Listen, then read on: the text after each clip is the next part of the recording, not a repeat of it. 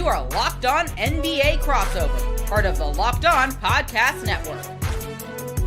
Your team every day. Well, hello and welcome to the Locked On Clippers Mavericks Crossover Postcast. I am Pete Fox. That is Jeff Biggs, my old teammate from ESPN LA.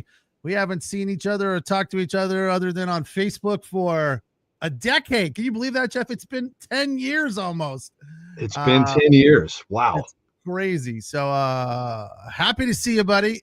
Excited to bang out a quick 15 to 17 minutes here on a Clippers Mavericks game. I, of course, have been covering sports in LA since 2007 for ESPN LA and NBC Sports Radio. Jeff, on the other hand, has been covering sports since they were invented. 1988 in LA is when he got his career rolling and has been going nonstop ever since. So happy to do this, buddy. I'm glad we were able to work it out. Clippers with a walk in the park today. I got to be honest, I'm a little surprised by this outcome. But when I learned that Anthony Davis wasn't playing, and of course Kyrie is out with the ACL, I guess when you get right down to it, it's not terribly surprising. 114-91 the final. PJ Washington has been a thorn in the Clippers side in the past. I expected a little more from him. Spencer Dinwiddie's a heck of a good player, but I don't know a whole lot about Naji Marshall, who led the way for the Mavs with 22. Well, I'll tell you what, Pete, not only did they not have AD, they didn't have Derek Lively as well. He just came back the other night. He's been out since January, the beginning of January, with a fractured ankle. So when they had the big win the other night against the Hawks, it was, wow, they've got AD, they've got Lively, and here we go. We're ready to make this run. They get a huge win with AD hitting the game-winning shot, and then they're both out tonight. That's the NBA. But to your point, Naji Marshall, Naji the Knife, they picked him up from New Orleans last season during the offseason, and he's so many of these guys on this team, Pete, have – because of all of the injuries. I mean, I've said this so many times. I've never seen a team get hit with injuries and illnesses. I mean, Klay Thompson left the game tonight with an illness. Yeah. He finished with 2 points. I've never seen a team go through so many injuries, and yet they've fought hard. They've tried to hang in there. I think they're kind of out of gas right now, and I don't know if they're going to have enough time to gel. But Naji, he's one of the guys that has gotten better and progressed as this season has gone on, and he plays the game the right way. He attacks first before he shoots, and that's what he does. And that's what I thought the one thing the Mavs, I mean, they had their lowest first quarter of the season, their lowest half of the season, 35 points in the first half. That's hard to do in the NBA. And so they got it going, I guess, a little bit, you could say. I mean, they scored 31 in the fourth quarter, but not a good night. Their three-point shooting, 4 of 20, was brutal. Yeah, that was ultimately their undoing for sure. Where the Clippers, on the other hand, I haven't done a Clippers game in about a week because of the Dodgers season getting underway.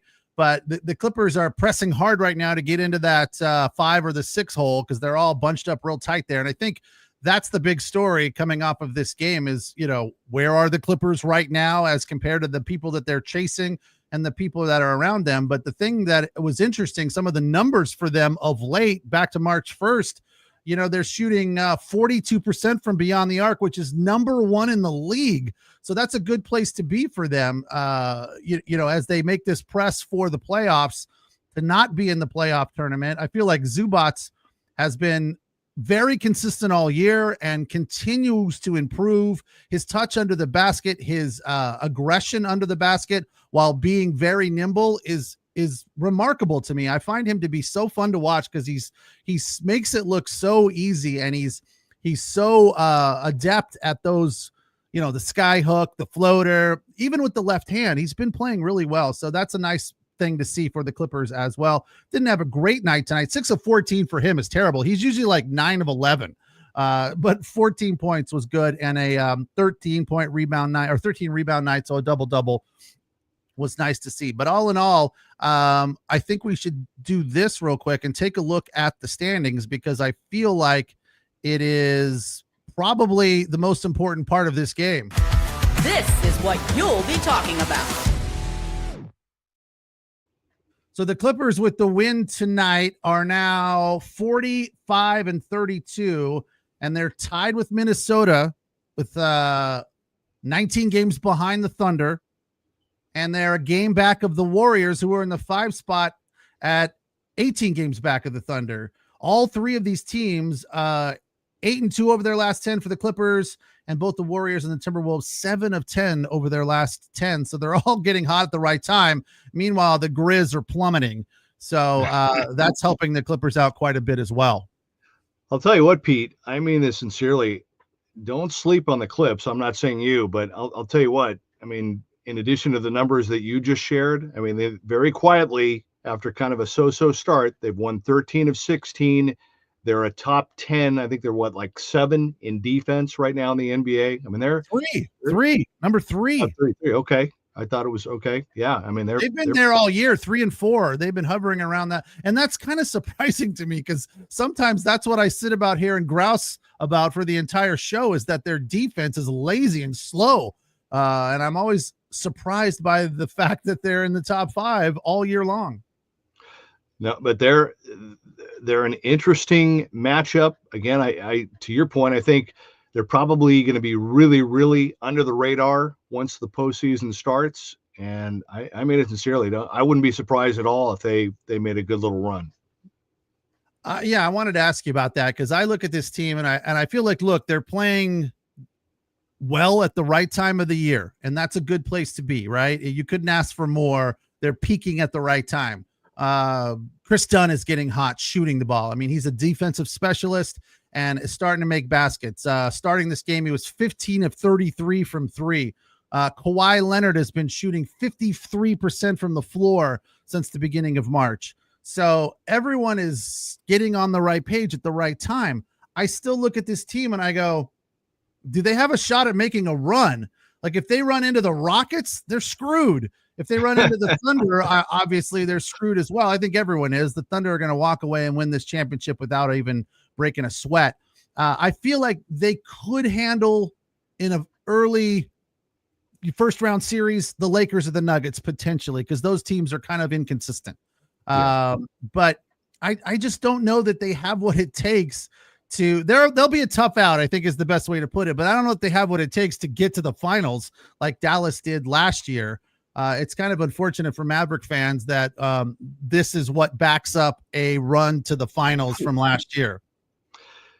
Incredible the way this season has gone for Dallas, Pete. I mean, beginning of the season until about midway through December, I mean, they were like right up there, top records in the league, had a couple of big wins over Oklahoma City, and it was just a matter of getting healthy and seeing what they could do and how they could gel and come together. And then all of a sudden, the injuries started happening. The illness happened. They had a team illness for a couple of weeks. And then the unbelievable trade of Luka Doncic, which just blew this whole team up.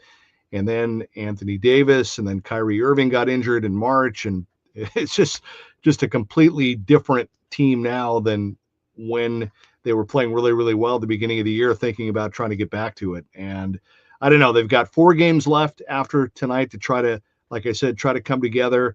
I think the playing games will be fun, but they just don't, to me, they don't have the cohesiveness to gel and to come together and to, they're inconsistent. They don't know how to play with each other. They've got the bigs, don't get me wrong. I mean, that AD and Derek Lively and Gafford, that's great, but they're kind of thin on guard play right now, and they haven't figured out what they need to do to win. They have spurts, but they're also vulnerable when they don't have that guard play and they just take bad shots. All right, after the break, I want to talk to you about where you think Kawhi Leonard is in his return from injury. I feel like it's going well, and I could be wrong about the way they handled the thing. So I want to talk about that. We'll also do player of the game and turning point. He's Jeff Biggs, covers all things Dallas on the Locked On Dallas. Locked On Dallas, yeah, Locked On Mavs, but Locked On Dallas for now. Locked On Dallas for now, and baseball is on the team page. It's all very confusing. So you'll figure it out sooner before later. It took us a while, and we're just figuring it out ourselves. Jeff Biggs in Dallas. I'm Pete Fox here in LA. It is the Locked On Clippers Mavs crossover postcast. All right, tonight's episode of the Locked On Clippers Mavs crossover postcast brought to you by FanDuel. The NCAA Tournament Final Four is here, and FanDuel is giving you the chance to get in on the action like never before. 4 1 seeds. We don't see that very often, do we, Jeff? Nope. Right now, new customers can get $200 in bonus bets when you bet $5 and that bet wins. That's 200 extra bucks to use on everything from buzzer beaters to whichever 1 seed you think is going to prevail and cut down the nets in the end. So visit FanDuel.com and get in on the college hoops action all tournament long. And Pete, it's after midnight here in Texas, right? And daylight savings snuck up on us again. And if you're feeling that lost hour of sleep, 5-Hour Energy has your back. The extra sunshine means more time for fun, but sometimes you need a little boost to power through. Whether you're staying up late watching these games or the NCAA tournament, squeezing in a round of golf after work, or just trying to keep up with your busy day, 5-Hour Energy gives you that quick, refreshing pick-me-up whenever you need it. Basketball madness, if you're staying up late, 5-Hour Energy helps keep you up the next day. Extra daylight, extra activities, longer days. If you like getting outside for a hike or a run, Tropical Burst is my go-to for a quick boost, or on-the-go convenience. Whether you're at a game or traveling, 5-Hour Energy is easy to grab and keeps you feeling refreshed. Head to 5hourenergy.com to find over 15 flavors to choose from, including watermelon, blue raspberry, and peach mango. You can even build your own 12-pack or 24-pack and have it delivered right to your door. Need one now? Grab a 5-Hour Energy shot at your local grocery or convenience store. They're everywhere. Stock up today and stay energized.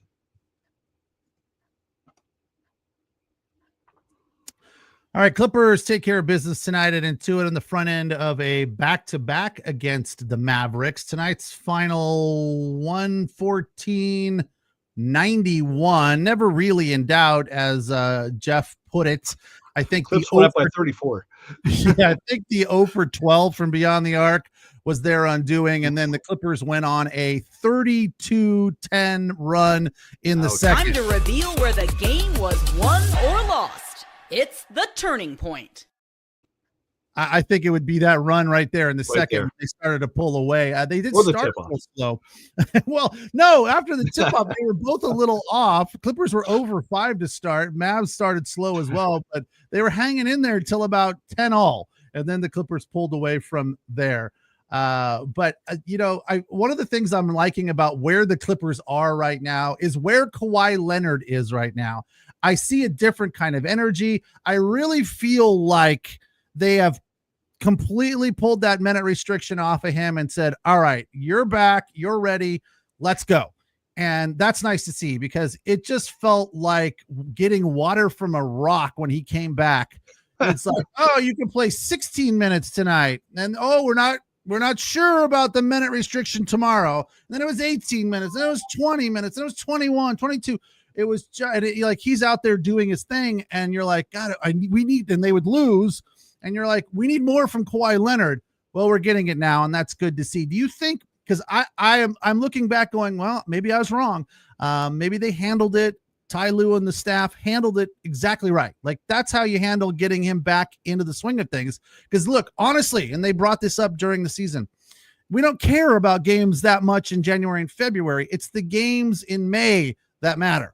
So, or April. So that's why they were not rushing him back. They were taking it slow and slower, and, just biding their time to get to this important part of the season, and then kind of pull the reins off and say, all right, go for it. And it seems to be working.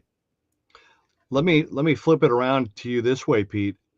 Am I off base to say, to me, this is kind of the closest to the awesome Kawhi that maybe we've seen since he signed with the Clips? I mean, I'm sure he's probably had some moments in between, but I mean, he looks pretty good right now. And to your point, maybe it's taken this long to get to this point for him to get back. I don't know. Yeah, it does seem like he has a different sort of approach, attack, a different energy. His shooting percentage is right around, he's averaging 25 a game in the last month and a half. Like I said, he's shooting 53% since March 1st, 8 of 17 tonight, 2 of 5 from beyond the arc. The thing that I like to see is when Kawhi gets to that spot, it's usually the elbow, free throw line extended, or just outside the block. And when he gets to that spot and he rises up and shoots that fadeaway, it's a money shot, just like Zubac's under the net. And I feel like you need to have a guy like that on your team who has a shot that is money more often than not. When things get tight late in a game and you need a basket, you can't always get the ball into Zubac. Sometimes they double and triple team him, and it makes it really hard. So you find the open guy, and Kawhi Leonard doesn't even need to be open a lot of the time to make those shots. So it feels like having him at 100%, which it looks like he is right now, is really, really good for this team. And yeah, I would agree that like this is the best Kawhi we've seen in a while. And let's just hope, knock on wood, that he stays healthy. Pete, as well as I do, having covered and been around teams as long as we have, and I say that in all humility, but as you know, you can't fake playoff games. You can't emulate it. It is what it is, and you have to be in those moments, and you find out what kind of juice somebody has when they get squeezed. And so this is all, you look, they got a lot of interesting parts on that roster. We'll see. Like you said, I think they might be a tougher out than people think, and they're really gonna be under the radar. Everybody's just gonna be talking about OKC, obviously, and rightfully so, but there'll be a lot of love on, hey, what can LeBron and Luka do, and what about Steph? And they'll just be kind of right there in the middle doing their thing, and we'll see. Well, I've said many, many times during the season that there's a bunch of good players on this team, but I don't know that they're a good team. And I feel like they're getting there. They're getting closer to that now. I feel like we know what the rotation is, and having Norm Powell be healthy out there scoring is huge for them. Huge. Yeah. It takes a lot of pressure off of James Harden. Yeah. James Harden is still good, but he's old, and he can't, he has shouldered the load for this team all season, and it's been remarkable. And he deserves a huge amount of credit for that, but he's still shooting 4 of 11. I mean, free throw line so much that he usually puts up 20, 25 points, even because he's at the line 10 times. But tonight, 4 of 11, that's pretty standard for him. 1 of 4 from beyond the arc. So if Norm Powell can shoot and make some baskets, again, all these guys didn't play a lot of time tonight. Norm played 30 minutes, 5 of 11, 2 of 5 for 14 points. I feel like that is huge. Those 3 guys, throw Zubats in there as well. But as far as shooters go, if Kawhi and Norm can be hot, you don't need Harden to be hot. You just need Harden to make shots and run the offense. And then off the bench, I feel like Bogdanovich is very, very clutch to their success. If he can come in like he did tonight and like he has lately, 4 of 6 from beyond the arc, 4 of 8 from the floor for 12 points, a plus 25. He's going to be a key factor for them. He showed some hops tonight. That was impressive. We're used to those long threes, but he was getting to the basket too. That was cool. Yeah. His problem is tentativeness. If he's tentative, he's done. He's not good. If he's aggressive, catch and shoot, get to the spot, shoot, be aggressive. He's much better.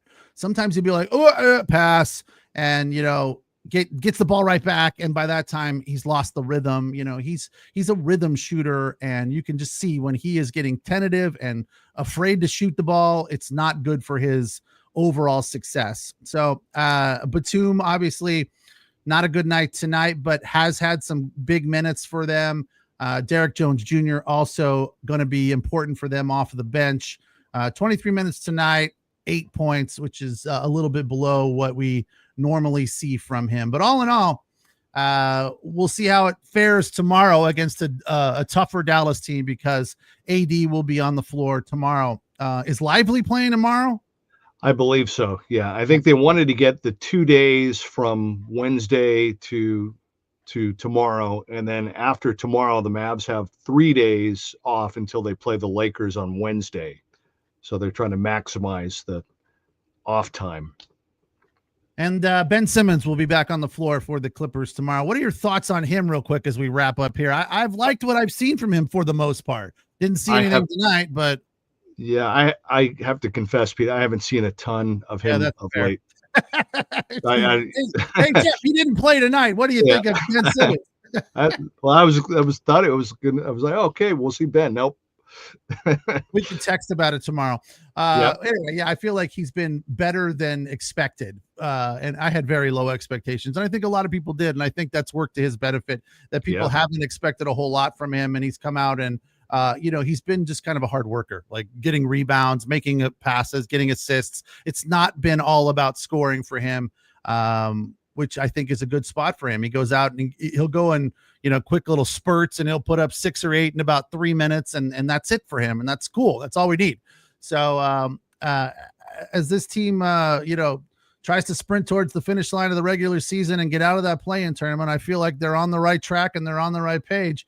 As for the Dallas Mavericks, I think it's a big question mark, right? Yep. 4 games to go. We'll see what they can do and see what kind of noise they can make. But I think AD wanted to come back and show everybody that he was not a bust and that he's still an elite player. I think the Mavs wanted to finish strong and at least sell a little hope for next season after the Luka trade. And so we'll see. Hey, final thing that has nothing to do with basketball. I watched part of your Rangers game tonight. I thought their City Connect jerseys were pretty cool. What were your thoughts on that? Because in the Dodgers game against the Phillies City Connect softball jerseys were brutal. I was like, they're wearing blue with this crazy font, and the catcher looks like a Savannah banana. I mean, it was terrible. But Rangers looked cool. I liked those. Yeah, a little different. Yeah, they got the blue pants and then the cream color tops with the cool the what is that, the lettering called? I'm drawing a blank on it. The Old English. Yeah, Old English. Yeah, there you go. Yeah, not bad. They mix it up a little bit. They like the powder blue. They like that a lot. That's been a big thing. I'm a big fan of that. Anytime they do powder blue head to toe, whether it's the Cards or the Phils or the Braves, back like the old days when we were kids, that's cool. This softball looking stuff where it's like all dark head to toe is just not a fan. Well, they're gonna play. They're gonna play in a couple of weeks. Maybe we'll do a crossover then. All right. Yeah, I'm in. Sounds good. He's Jeff Biggs. I'm Pete Fox. It's the Locked On Clippers Mavericks crossover postcast. Clippers take care of business. 45th win of the season. 111-91 the final. For Jeff Biggs, I am Pete Fox. We appreciate you guys listening and watching and downloading, and the comments. All of that stuff is greatly appreciated. Have a good night. Take care. We'll talk to you soon.